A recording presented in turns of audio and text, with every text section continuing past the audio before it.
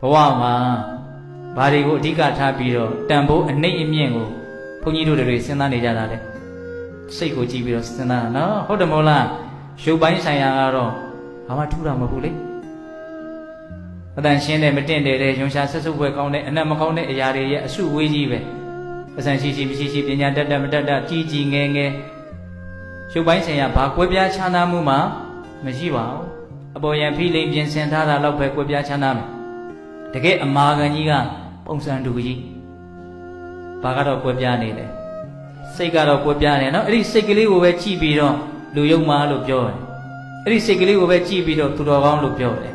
အဲ့ဒီစိတ်ကလေးကိုပဲကြည့်ပြီးတော့မုန်းတယ်အဲ့ဒီစိတ်ကလေးကိုပဲကြည့်ပြီးတော့မျက်နှိုးတယ်ဟုတ်တယ်မဟုတ်လားတန်ဖိုးရှိမရှိဆိုတာဘာကိုကြည့်ပြောတာစိတ်ကလေးကိုကြည့်ပြောတာနော်အဲ့ဒါစိတ်ကအရည်သွေးမြင့်လေးလေးဖြူစင်လေးလေးတန့်ရှင်းလေးလေးဒီနေရာမှာအရည်သွေးရှိတယ်ဆိုတာအညစ်အကြေးနည်းနည်းသွားတာကိုပြောတာစိတ်ရဲ့ပင်ကိုယ်သဘောလေးကပါပတ္တရမိရန်ဘိက္ခွေစိတ်တံဖြူစင်တယ်တောက်ပါတယ်စိတ်ရဲ့ပင်ကိုယ်သဘောလေးကသို့တော့အာဂန္ဓုကေဟိဥပကိလေတေဟိဥပကိလေတံအာဂန္ဓုအဲ့ဒီပြောနော်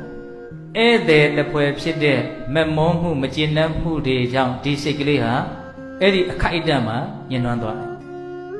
နော်အဲ့တော့ဆိုလိုတာကညှဉ်းနှွမ်းတဲ့အရာကိုဖယ်နိုင်ရင်ဖယ်နိုင်သလောက်တန်ရှင်းတယ်ရှင်းကြယ်တယ်အဲ့ဒီတန်ရှင်းမှုရှင်းကြယ်မှုကြီးမားရင်ကြီးမားသလောက်ဒီစိတ်ကိုအရည်သွေးရှိတယ်လို့ပြောတာစိတ်ကောင်းတယ်ဆိုအဲ့ဒါကိုပြောတာနော်သူများစိတ်တွေရုပ်တယ်ညံ့တယ်ဆိုရင်ဘာဖြစ်လဲ